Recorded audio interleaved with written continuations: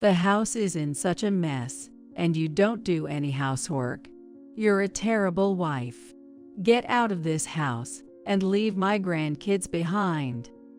Although I had given birth to boy and girl twins, my MIL told me that she only needed grandsons, and then she suddenly handed me divorce papers. The space for my husband's name was already filled out.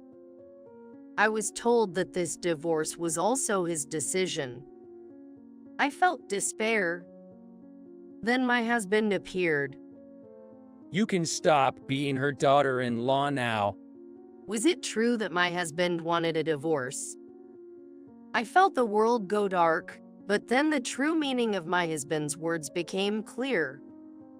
My name is Summer. I'm a homemaker in my late 20s. I got married to my colleague Ken last year. And even after marriage, I didn't quit my job, continuing to work full-time while maintaining our married life. My husband, who is 3 years younger than me, has a calm and easygoing personality, rather than being overly particular about things. Even if I occasionally cut corners on housework or serve instant noodles or ready-made dishes for dinner, he doesn't complain and is cooperative with household chores. He's my proud husband, who says that as long as we're a happy couple, that's all that matters. We had been leading a peaceful and happy married life. Then one day, I found out that I was pregnant. It seemed that the possibility of twins was high, as the doctor informed me. I had left it to the natural flow of things, and to be honest, I was more surprised than anything that it happened so quickly. On the contrary, my husband was overjoyed and seemed like he was about to start dancing. I had wanted to enjoy our newlywed life together a little longer, but as I watched my husband's excitement grow, I too began to feel more and more joyful. I continued to work as usual, but when my belly started to show, I went on maternity leave. By that time, my anxiety had grown as big as my belly. My parents' home is far away, and they run their own business, so I couldn't expect to have them help me with the childbirth or the care of the baby.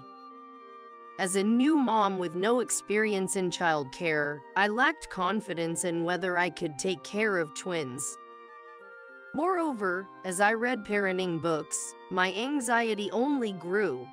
I was feeling emotionally unstable from the time I got pregnant, and reading childcare books made me even more anxious. My husband, who sensed my anxious feelings, encouraged me, and I continued to live day by day. Since I went on maternity leave, I spent most of my days quietly at home. This day was no exception. After seeing my husband off to work, I did some light cleaning and then relaxed in the room. While drinking tea on the sofa, the doorbell rang. Wondering who it was, I answered the intercom, and there was my MIL. My MIL had suddenly come to our house. I was tense and nervous, to be honest. Meeting my MIL was the first time since our wedding. Although our house and my in-laws' house are only a 15-minute walk apart, we had never visited each other even during the holidays, and they had never called us once. The relationship between my MIL and us had become distant. There was a reason for this. It had to do with the relationship between my husband and my MIL. My husband is the second son of 2 boys, but my MIL has always had a strong preference for the firstborn and heir, and she has never paid any attention to my husband. My husband seemed to have felt quite lonely when he was a child because of this. A few years before we got married, my Phil passed away, and my MIL's dependence on her eldest son increased, while her interest in my husband dwindled even further. For that reason, even after we got married, I had very little interaction with my in-laws. And yet, my MIL had come to our house. I nervously welcomed her inside, She boldly entered the house, sat down on the living room sofa, and spoke before I had a chance to greet her. I heard you're pregnant. Are the babies in your belly boys? It seemed like she had somehow heard about my pregnancy and had come to check on me. By this time, we already knew the gender, so I honestly reported that there were twin boy and girl in my belly. In response, my MIL broke into a big smile and clapped her hands. Oh my, boys, that's fantastic. Our family is secure now. She exclaimed with joy. She eagerly started talking, celebrating the birth of a male heir. My husband's older brother and his wife have 3 children, all girls. As she was adamant about having a male heir, this was apparently unacceptable. She had sternly told her eldest son's wife, "You can only give birth to girls. You're a woman with nothing but daughters. Give birth to a male heir." As a result, the eldest son's wife got angry and left home.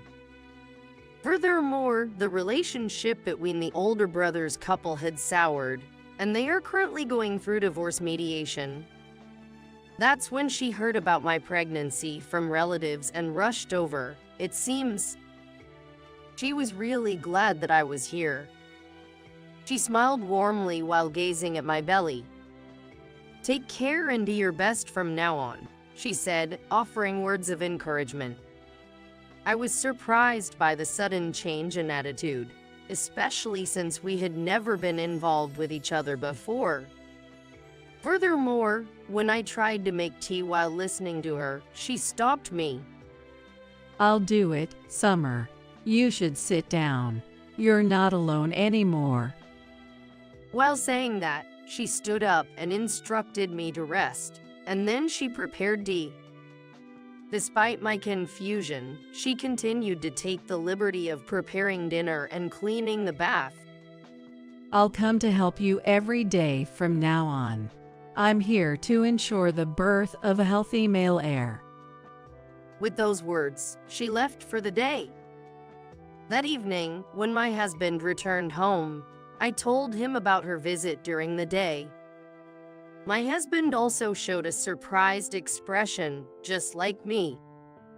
Well, if she's willing to help, why not take advantage of it? Summer, you can rely on your own family, and if there's someone nearby willing to help, I'm grateful too. My husband innocently laughed upon hearing that my MIL had done household chores. During pregnancy, I tended to get emotional over trivial things, and I would have preferred to decline the help of my distant MIL. However, since my husband had been treated as if he were non-existent by his mother all along, he seemed pleased that she was concerned about us. It'd be nice if this becomes the opportunity for my husband and my MIL to mend their relationship, I thought, and I nodded in agreement with my husband's words. After that, my MIL came to our house as she had declared, every day. She not only prepared meals but also did the cleaning, laundry, and even gave me massages from time to time. She took care of everything, and it was a great help to us. I'm here to ensure the birth of a healthy and robust male heir. However, I became increasingly frustrated with being told the same thing every day. It seemed like she regarded me as a tool for producing a male heir. While it appeared that she was being considerate, I could somehow sense the underlying meaning behind her words. I continued to endure my pregnancy life like this, and finally I reached the 9th month. One day, as I had anticipated, my water broke at home. My MIL's actions at that moment were swift. She quickly packed the necessary items into a bag, shoved me into a taxi, and we headed straight to the hospital. I couldn't help but feel grateful that she was there by my side at that moment. The next day, I gave birth to healthy twins. Watching my husband and my MIL hold hands and shed tears of joy, I felt truly happy. I was genuinely happy. Until that day. After a few days in the hospital, I returned home with the 2 babies, and what followed was a battle against sleep deprivation. During the night, I would wake up to the cries of the children. I rubbed my tired eyes and picked up my son. Then, my daughter would start crying too. "You're a good baby, so please don't cry." With my son in my right hand and my daughter in my left, I tried to comfort them while feeling like crying myself. My husband helped with putting them to sleep and feeding, but since we had twins, it was more than twice the effort. There was no time for my fatigue to recover, and I felt increasingly drained with each passing day. Amidst all this, there was an event that further exhausted me. My MIL continued to visit our home every day even after childbirth. I initially thought her presence was reassuring, but she only took care of our son. She would feed him milk and change his diapers while completely ignoring our daughter. She only spoke to and showed affection to my son, completely ignoring my daughter even when her diaper was dirty. When I asked her to take care of our daughter, she would come up with flimsy excuses like my back hurts and refuse. I felt dissatisfied with her attitude, but I had no other choice. I told myself that it was better than not having her at all and continued to take care of the children on my own. However, my cunning MIL seemed to have seen through my thoughts. Gradually, she started showing a more overbearing attitude towards me. Is dinner ready yet? You're really fussy. As if she no longer had any responsibilities for housework after I gave birth. I could easily prepare a one-dish meal for myself, but with my food-loving MIL around, it wasn't that simple. Your breast milk production is poor because you're eating like this. Using formula milk is a failure as a mother. When I served simple dishes or ready-to-eat side dishes, she would order me to remake the meal. I explained to her that it was not because my breast milk production was poor, but because I had to feed both of them, so using formula milk was necessary. In response, she said something unbelievable. It would have been better if you had only given birth to the boy. The girl doesn't need breast milk, right? Priority should always be given to the important heir. She was telling me to only give breast milk to her grandson, even though they were both her grandchildren. It's surprising how she treats them so differently just because they have different genders, even though they are the same grandchildren. I had tolerated her behavior until now, but these words made me furious. "I don't need your help anymore. Please leave." I couldn't entrust my precious children to someone like her.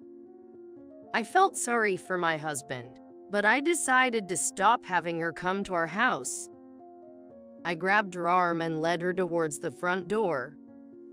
What are you doing? That hurts, don't pull me. Ignoring her cries, I forcibly escorted her outside. "Please don't come to our house anymore," I declared and forcefully closed the front door. She banged on the door and shouted insults for a while, but eventually she quieted down and left. That night, when my husband returned from work, we had a discussion. My MIL had called him to complain. She was apparently making up stories about getting injured when I threw her out. I explained what had actually happened. It looks like your mom hasn't changed at all. Hearing that, my husband sighed and showed a sad expression. Afterwards, my husband called his mother and firmly warned her not to interfere in our child care. He told her not to come to our house anymore, and then she apparently cried, saying I don't want to stop seeing my grandchildren. However, neither my husband or I have any intention of letting her into our house anymore. I thought we were finally free from her, but I was mistaken. 3 days after that phone call, my MIL showed up as if nothing had happened. Even when I told her that I didn't want her to come anymore, she completely ignored it and tried to barge into the house. You must not be getting much sleep, right? I can take care of the kids for you. How about taking a little nap?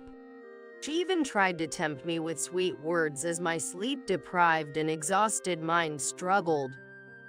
She looked at my face with dark circles under my eyes and laughed. I've reflected on my actions. I love both of my grandchildren equally. Trying to step inside as I was about to close the door, I warned her once again, if anything like this happens again, you won't see your grandchildren for the rest of your life. Reluctantly, I led her into the house. My MIL chuckled as she looked around the messy room. But I'm necessary after all, She said as if mocking me. However, I was too exhausted to muster any anger at the moment. She suggested that I lay down on the sofa, so I did. How much time had passed? I was awakened by my daughter's crying. She had been crying for quite a while. Her face was soaked with tears, and her diaper was swollen. I changed my daughter's diaper and picked her up, but then I suddenly realized something. My son, who should have been in the next baby crib, was nowhere to be found. I panicked and looked around, but my MIL was also gone. I tremblingly called my husband. Your mother and our son have disappeared from the house, I exclaimed in a panic. My husband tried to calm me down and assured me that he would come home immediately. I strapped my daughter into the baby carrier and headed to the front door, where my MIL was standing, holding my son. Please don't take my son without permission, I shouted. And then she wore a condescending expression and tightly hugged my son, making a declaration. I will raise this child. You're incompetent as a mother, unable to produce enough breast milk, and the house is always a mess. You're a terrible wife. She shouted, then handed me a piece of paper. It was a divorce notice, and my husband's name was already filled out. What? I stood there in shock as she began explaining that it was my husband's decision. She claimed that my husband had been complaining about me not doing any housework since we got married. When I found out I was pregnant, my husband asked me to watch my diet and stop eating junk food. I had often neglected housework due to my job, and our meals were often made up of pre-cooked dishes. Looking back, I could kind of see why he was saying that. But I never imagined that Ken had been harboring such complaints. I was deeply shaken by the revelation that my husband had been complaining about me to my MIL. Ken wants a divorce. Go ahead and sign the papers. She thrust the divorce papers in front of my face. Confused and frozen with indecision, I heard a voice from behind her say, "Hey." It was my husband. His eyes were colder than I had ever seen them. It's okay. You can quit being her daughter-in-law now. He spoke to me with that cold expression, as I was about to ask if what his mother said was true. I can quit being her daughter-in-law now. Did that mean he was going along with his mother's wishes for a divorce? If he had any complaints about me, why didn't he talk to me directly? In that moment, feeling a sense of despair, my husband snatched the divorce papers from his mother's hand and tore them to shreds. Complaining about Summer like that. When did I ever discuss that with my mom? You're still making up lies. Unbelievable. Don't ever interfere with our marriage and our children again. My husband denied having filled out such a form and reclaimed our son from his mother. While I was sleeping, she had gone to the city office to get the divorce papers. And it seemed she had filled out my husband's part herself. It was forgery. I couldn't believe she would go to such lengths to make us divorce. No, because with a wife as incompetent as her, won't you struggle too? It's for your sake, she clung to my husband. But he coldly dismissed her. You've never cared about me before. Now you're asking too much from us. If you want a successor so badly, have one yourself. Don't involve our marriage and children in your nonsense. My husband declared, my family consists of Summer and the kids only. Then, he turned to me with a gentle expression. Summer, you can stop being her daughter-in-law. I'll marry into your family. My husband decided to become my family's son-in-law and sever ties with his mother. Upon hearing that, she began to tremble uncontrollably. If my husband becomes a son-in-law in my family, our children will also bear my family name. This means there will be no one to carry on the family name of my in-laws, essentially leading to the family line ending. In other words, it would mean the end of the family line. She continued to cling to my husband, pleading for him to reconsider. However, my husband remained unyielding and refused to listen. While she was making a fuss about needing an heir, her family wasn't particularly wealthy or prominent. My Phil was just an ordinary office worker. And the only thing to inherit was their old and run-down family house, which was over 50 years old. It made us wonder what exactly she thought we would inherit. My husband sneered at her. On the other hand, my own family back in my hometown ran a well-known company. I'm the eldest of 3 sisters, and my parents had always hoped one of us would marry and carry on the family name. My husband was my father's favorite. Apparently, my father had been asking him behind my back for a long time to become a son-in-law and carry on our family name. It seems that after this incident, my husband finally made up his mind to become an adopted son-in-law. That's what they call carrying on the family name in situations like this. After hearing the story from my husband, she left our house with a red face, perhaps due to regret and embarrassment. My father had always praised my husband, saying Ken looks like a laid-back person on the surface, but he can get things done when he has to. I felt like I finally understood what my father had been talking about. Subsequently, my husband officially became an adopted son-in-law in my family, completely cutting ties with his mother. He even quit his job and is set to join the company run by my father.